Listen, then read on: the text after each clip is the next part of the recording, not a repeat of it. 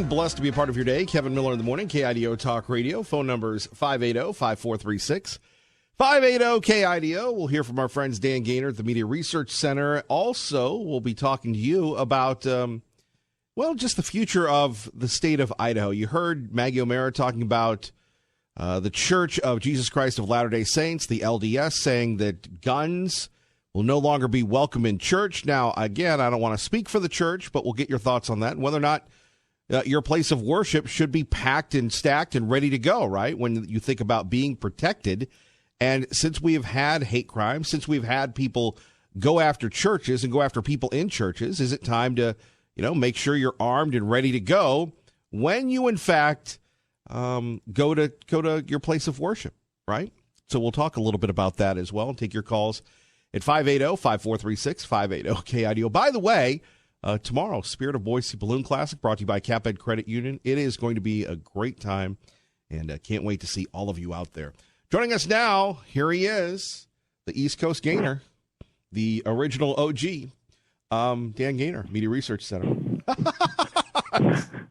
I'm sorry, I just, whatever reference I can make to make my sound as out of touch as possible. Good morning, sir.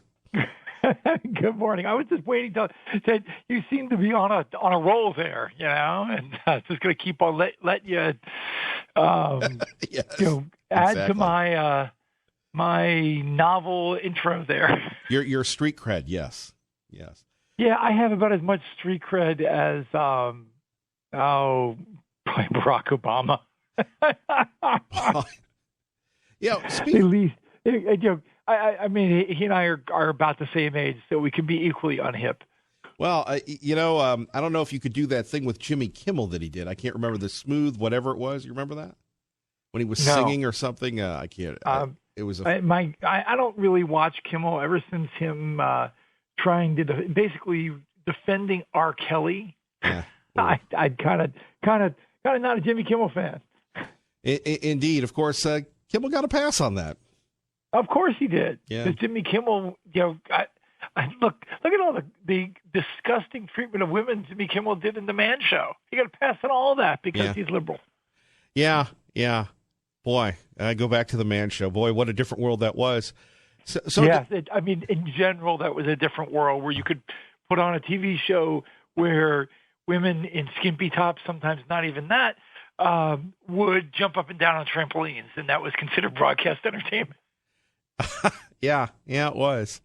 Dan Gaynor joining us at the Media Research Center. Dan, let's talk culturally.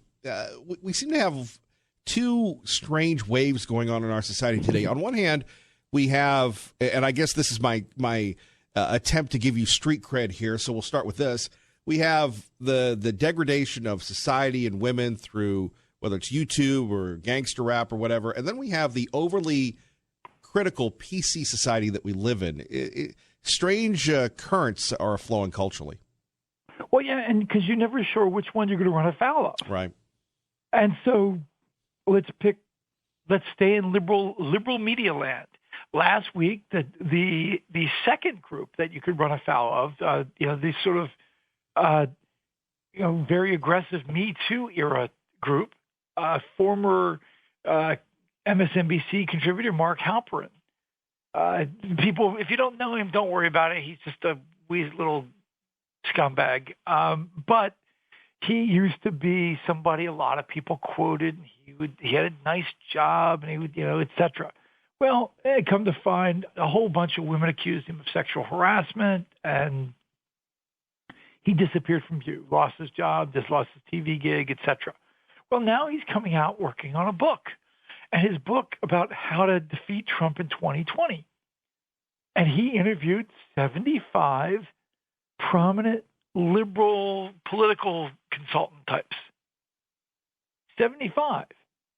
Now, once this came out, who he had interviewed, it was top people, many of them women. And suddenly the Me Too moment kicked in, and everybody freaked out that, wait a second, you talk to this guy, and you're basically putting him back in giving him credibility again.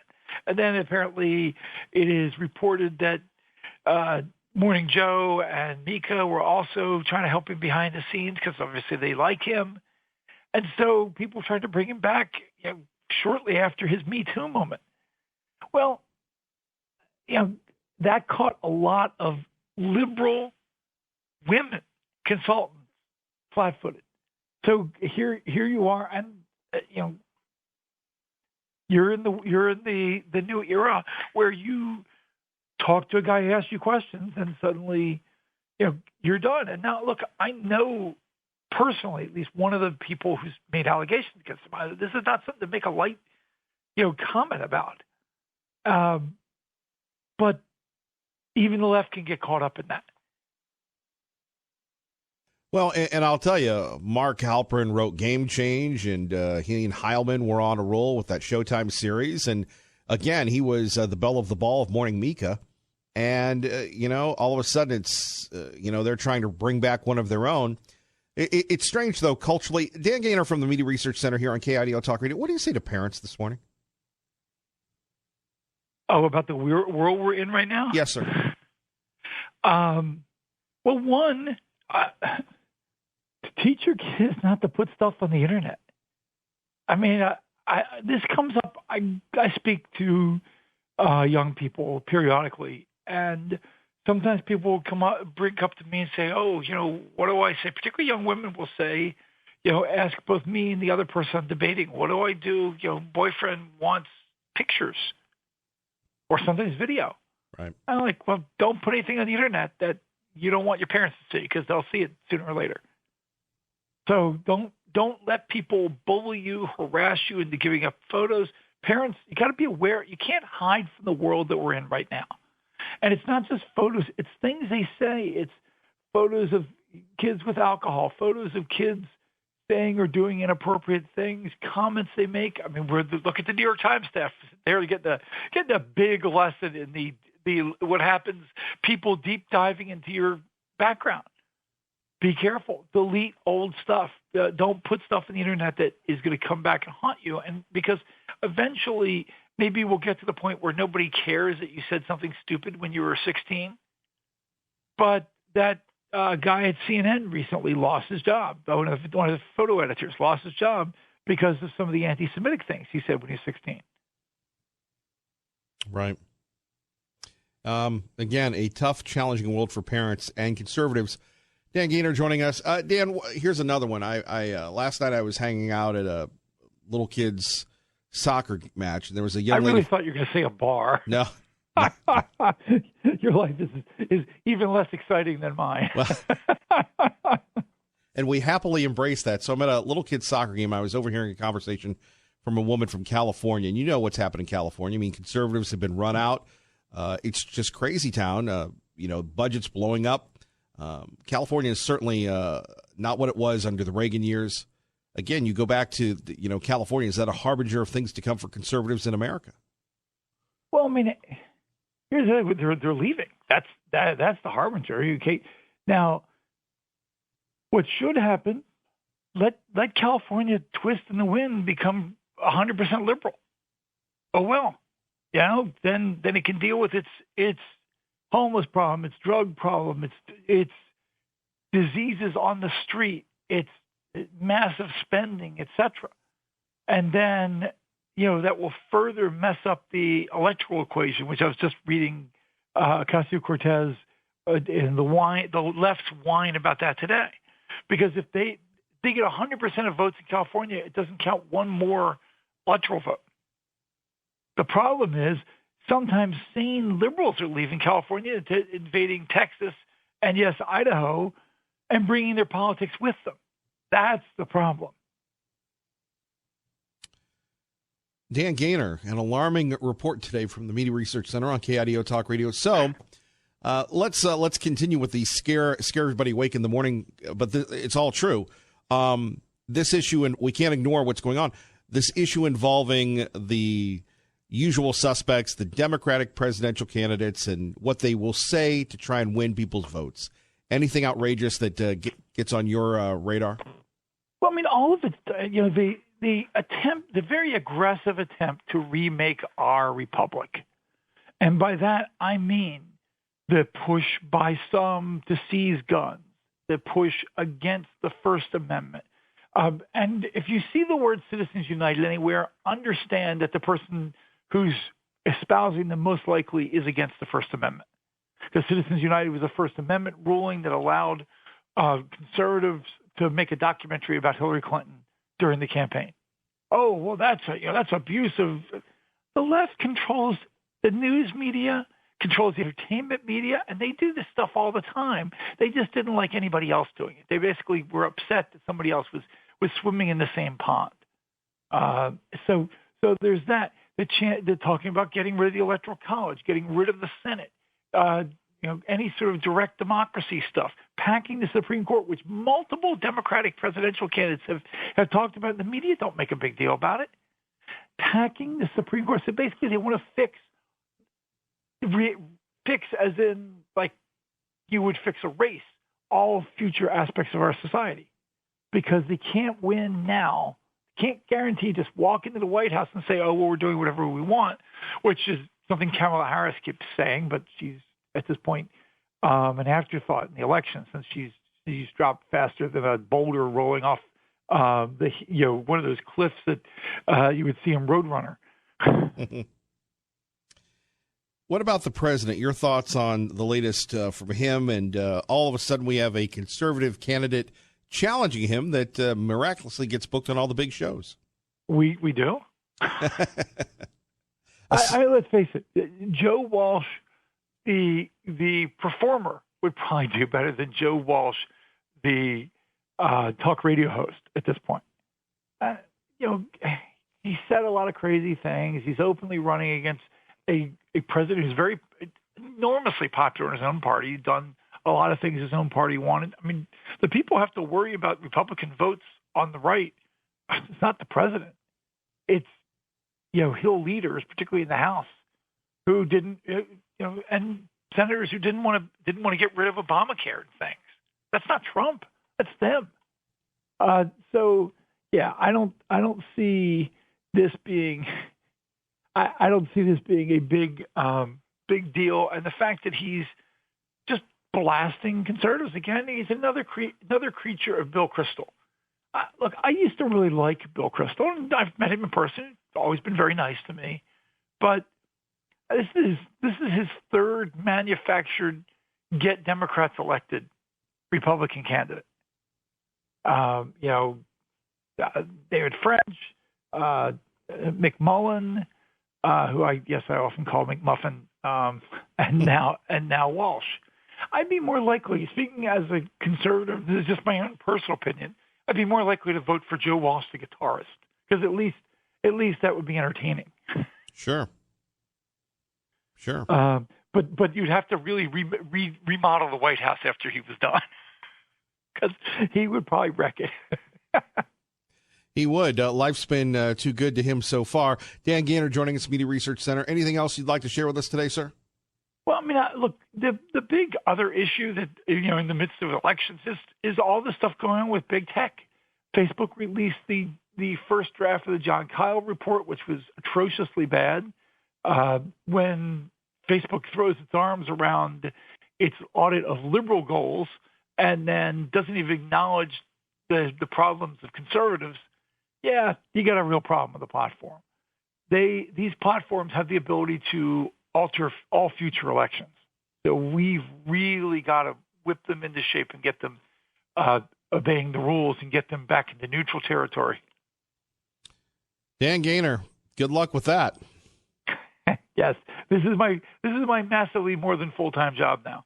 Boy. Well, we're counting the days till we see you. All right, so am I. I'm looking forward to it. Too bad you weren't here this week. We got balloons. Exactly. Hot air balloons. Yes. Okay. All right, Dan Gainor, Media Research Center, East Coast Gainor. Thank you, sir. Thank you. Talk to you soon. All right, Dan Gainor. Bye-bye. Dan Gainor's fired up. Coming up next at 580-5436, 580-KIDO, one of the top Miller trending topics throughout the Treasure Valley. Idaho must provide gender confirmation surgery to the transgender inmate. We've been talking about this. It's getting a lot of national coverage here. Here's the difference. Coming up, we'll tell you the difference between the Ninth Circuit and the Fifth Circuit. You're going, Kevin, it's not even 6:30. That's going to, mess up my mind. No, not at all. Not at all. You'll find out the details next. Thanks for starting your day with us. Kevin Miller, KIDO Talk Radio. Everyone in music knows that the artists nominated for Best Latin Video are Global Force. Their music is the soundtrack for the entire world. Wherever you go, every country, on every continent, people are listening to it. The videos don't get millions of views, they get billions. I'm so proud to pronounce this award because, as an immigrant, I feel like we are the people that make this country, and I feel like I want to be the voice. What's happening to immigrants in this country is unconstitutional, frankly disgusting. And can I get a hand for that? And there we go. That was from the MTV Music Awards. Now you're saying to yourself, Kevin Miller, I'm in my 40s, 50s, 60s. What is MTV? At one time, MTV in the 80s was something good, something wholesome. There was Cyndi Lauper. There was Men Without Hats. There was The Flock of Seagulls. And you wonder why the 80s music is still so popular today? Because it didn't have politics. It didn't have some guy up there going, I'm an immigrant. Well, good for you. I hope you came here legally. It's so funny. I would wish that all the weirdo Hollywood, California elitists, not to be confused with the good people from California, the conservatives. I wish all those wacky, zany, liberal, loony leftovers would pay for the immigrants, pay for the illegals, pay for the taxes. That'd be okay, right? But here you have it. Once again, why MTV is irrelevant. Of course, YouTube made MTV irrelevant. When will the sports folks, when will the entertainers just play the music, man? Hey, Bruce Springsteen, I don't really care what you think about politics. Just play Born to Run, man. Hey, clowns, make me laugh. That's what I'm paying you for. More on that in a minute. Traffic and weather together. 626, Kevin Miller in the morning. KIDO Talk Radio. Good morning, Dave. Yeah, once again, I love this. How we treat immigrants. Well, we let them come in. We let them live for free. We give them jobs at the behest of Americans, at the expense of Americans. Yeah, that's how we treat immigrants, right? Yeah. People coming in illegally and taking all the jobs, taking all the medicine, taking all the education, don't speak the language. By the way, is it asking too much? Maybe that'll be this Miller's Minute today. Is it asking too much to speak English? I was at the Bear Place. That place that's dressed, you go in, it's the Wooden Bear Place. Bears Are Us. Bear, bear, bear. Really good food. And I'm sitting in there, and I'm there with Mrs. Miller, just hanging out. And all of a sudden, people don't speak the language. No, I'm not talking about the workers. This family next to us. Now, they can speak English perfectly, but they decide to speak another language. Is that asking too much? Is that unconstitutional or required to ask people to be respectful of this country that we live in? Or should we just be distracted by the gyrations of Taylor Swift? What's in your coffee this morning? Good morning, Liberal Steve. Well, I would rather be Taylor Swifted. Wouldn't you? I think you're old enough to be her grandfather. I'm old enough to be her father. Something happens. Something happens to men. I think after your sugar daddy, after the age of 35, you go from, hey, you're that cool guy looking at women to that creepy codger. And most men aren't self-aware of that. I happen to be. In fact, I was self-aware of that at the age of 20. Go ahead, please. You're sick.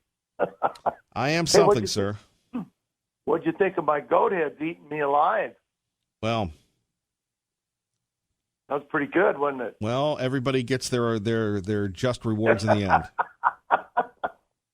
Oh, Lordy, I wish I was just 40. But anyway, this transgender, let it go. Get on to a good topic like hemp. We don't care about like hemp. Well, don't you owe me some money because of hemp? You thought hemp would pass, and we stopped it once. We'll stop it again. You ain't gonna stop it again. Stop it. Okay, it's already passed. Risch and Crapo finally got on board with Liberal Steve and okayed it in the Farm Bill. And then we made ourselves look really stupid by stopping a truckload of hemp. And now we're going to let hemp be grown. But, of course, they're going to make it tough. You know, you're going to have special permits and lots of money to grow it so you can't make any money on it. And then that'll change. And then that'll change. And then finally they'll be growing the hemp and smoking the weed. No, they won't be smoking the weed here, little buddy. Where's Paula when I need her, little buddy? We're going to stop you and your dope-smoking brethren once and for all. Paula will be back. Paulette Jordan? Paulette Jordan will be back. She couldn't even fill the Egyptian theater that holds, 300, 400 people? She got like maybe 125 for her documentary. That's how boring it was. It was a bad night. That's how boring it was and insignificant her candidacy was? It was a bad night, and the price was too high. Well, you go. put a documentary in there about the President of the United States, it'll sell out. Can you get somebody else? Get somebody else in the morning besides Gaynor? Come on. Well, we have you. He's a relic. I hear the same thing from you about you. That I'm a relic? I'll get somebody else besides Liberal Steve. Miller, don't be going there now. I would never replace you. I'm the best in the West. And very humble. Well, this conversation's going nowhere. Talk about hemp. This is what we call a tune-out conversation. People are tuning out as we speak. Miller's tune-out factor. Yes. Well, thank you very much. You're a great American. Hey, Miller. Stevie. You there still? Stevie. I'm a new grandpa today again. Oh, God bless you. Congratulations. My son had a baby girl in Bellevue. That's awesome. You have a lot of girls in your family. I know. I'm a lucky grandpa. You are. You stay fired up and go and looking at puppies today. Congratulations. I'm all out of puppies. I need some more puppies. All right. Thanks for sharing. Bye-bye. Bye-bye. All right. Liberal Steve, touchy-feely this morning. Kevin Miller, KIDO Talk Radio, 107.5 FM, 580 AM. Good morning, Maggie. Blessed to be with you. Kevin Miller in the morning. Let's go to Simon Owen, Fox News Radio. Simon, good to have a conversation with you. Good morning, Kevin. Boy, I was being the Simon Owen fanboy this morning, catching you on the big Fox at the top of the hour. What was it like to be at the G7? Well, it was pretty wild, to be honest. It sort of swung in all sorts of directions, comments on various subjects suggesting disputes within the group, or at least disagreements. I think there's a difference there, and President Trump was very keen to underline that as he left. He said there's been no fights or arguments, no anything. There's been great unity here, even though we know that a number of these countries have significant differences of opinion with the president, whether it's on China, Iran, Russia, North Korea, trade, climate change. There's a real split in the G7 group at the moment. But, you know, there certainly didn't appear to be the kind of huge public blow-up that we saw at the end of the last G7 summit when President Trump left and had his name removed from the leaders' joint statement that they normally issue at the end of these summits. He had a fight with the Canadian Prime Minister at the summit last year. There was no blood on the carpet this time. It was seemingly fairly amicable, although one thing that we missed, there was no detailed joint statement from the G7 leaders, and President Macron of France had said that he was not even going to attempt that this year, presumably so that he could try and avoid any repeat of the disarray that ended the previous year's summit. So sort of up and down, back and forth, bit of a roller coaster ride, but all of it carried out in the picturesque surroundings of the French Atlantic coast, and very pleasant it was indeed. Simon Owen joining us, Fox News Radio, here on KIDO Talk Radio. You know, people continue to be buzzing about this possible breakthrough with Iran. You reported on that earlier, the Iranians seeming to throw cold water on it already. Yeah, and this was perhaps the surprise of the weekend was firstly that the French invited the Iranian foreign minister to come to Biarritz while the summit was underway. And the first we knew about this was suggestions from people who monitor sort of aviation data online, spotted that an official Iranian plane had turned up at Biarritz airport, and lo and behold, Iran's top diplomat was on board. And then the question was this an ambush by the French? Did the Americans know that Mohammed Javad Zarif was going to be in town? Were they trying to engineer some dramatic meeting with President Trump? Well, President Trump said afterwards that he was well aware, he was kept informed, he was briefed this was going to happen. He said he approved of the invitation, but he felt it was too soon for him to have a meeting with the Iranian foreign minister. But the second Iran-related surprise was that yesterday, as the meeting ended, President Macron of France stood alongside President Trump on a stage at a news conference, and Macron said he was proposing that President Trump and Iran's President Rouhani meet in a matter of weeks, in the coming weeks. And I suspect he had the UN General Assembly in mind, which is next month in New York. And Macron said, I want to put this out there. We've got a deal. We've got a proposal to perhaps give the Iranians some economic support in return for Iran being less provocative with its nuclear program. And he reckoned that progress could be made if the two presidents met. And President Trump followed up by saying that he was open to a meeting if the conditions were right. But you're correct. The Iranian president doesn't seem keen on this idea. He's saying that he's open to a meeting, but that the US would have to lift all sanctions on the Iranian economy before that happened. And that is a lot of sanctions. Boy, indeed. Simon, this isn't your first rodeo at these summits, but can you take us behind the scenes? The world press is there. The world leaders are there. I'm sure security is at the tightest it's ever been. What's it like to, be working media there, working press to, get the story out and to cover things when you're literally there with the leaders of the free world?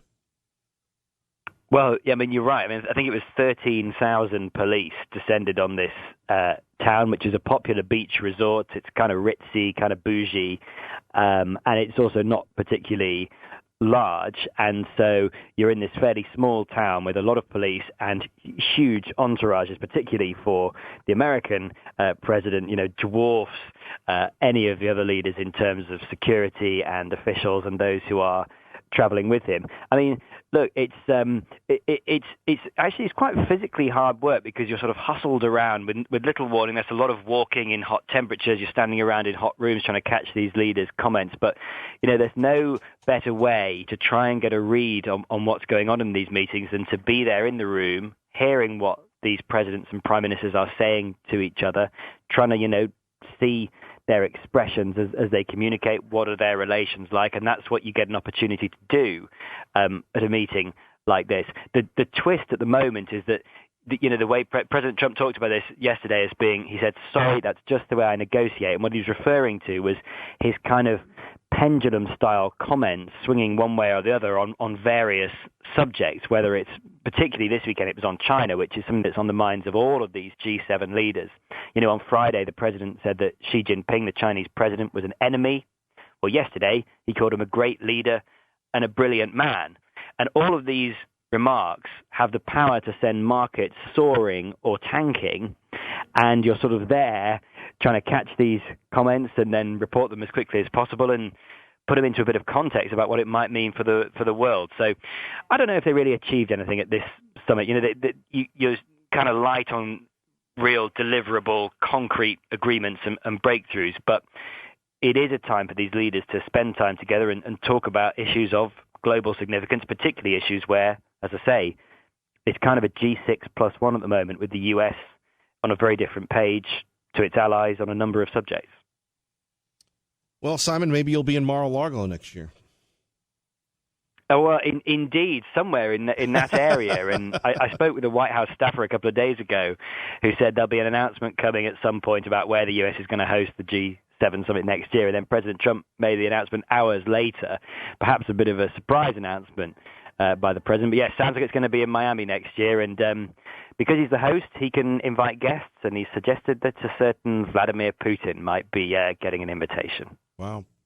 Simon Owen, live from London. We appreciate you, sir. Thanks, Kevin. Thank you. All right, Simon Owen joining us live from Fox News Radio in London. Remember, when you're hearing Fox News on the radio, you're listening to KIDO Talk Radio, 107.5 FM, 580 AM.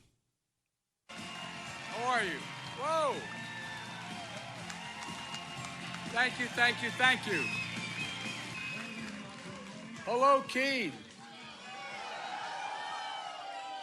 You know, well, I love you too, and I love this town.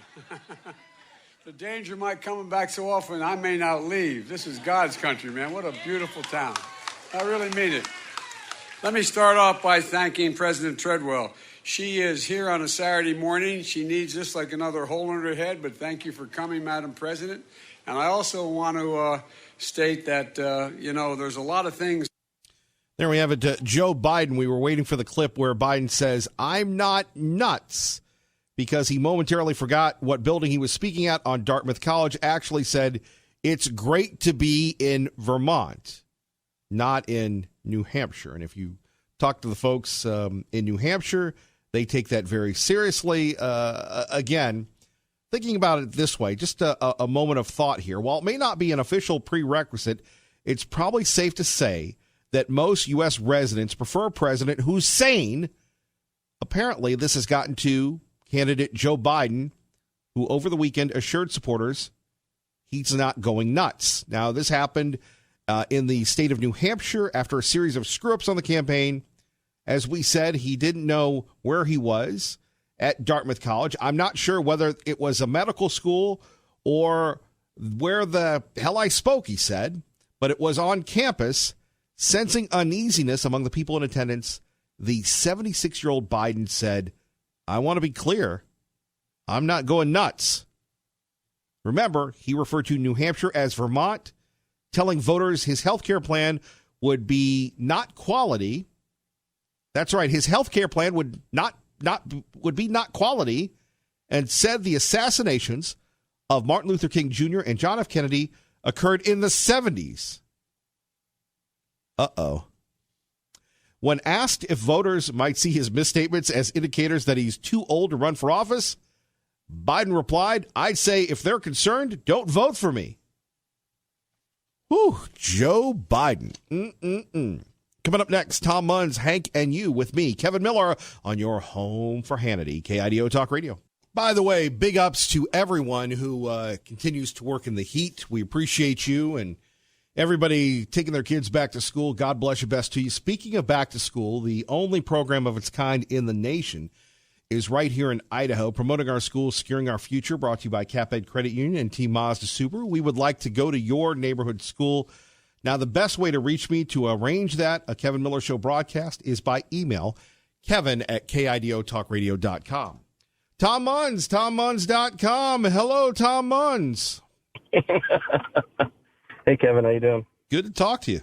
Good, you too, man. Sorry, I just take fade out once in a while, and I hope that people welcome me back anyway. But I wanted to say that I think maybe I hate to say this on the air, but I think I agree with Biden in one aspect, and that is when I step on college campuses, I have no idea where I am either.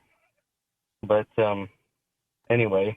I wanted to mention a lot of times certain topics go by and it's kind of they're either illegitimized or made of insignificant. And, it's important to remember things related to the G7 and a lot of the United Nations, other conferences. I'm surprised Simon didn't mention the fact that there's a huge conference in Salt Lake as we speak. And there are reporters down there of our side of the story that'll be more willing to be able to reveal what the true nature of that is. And, a lot of times people will think, oh, yeah, well, they just meet because they talk about global issues.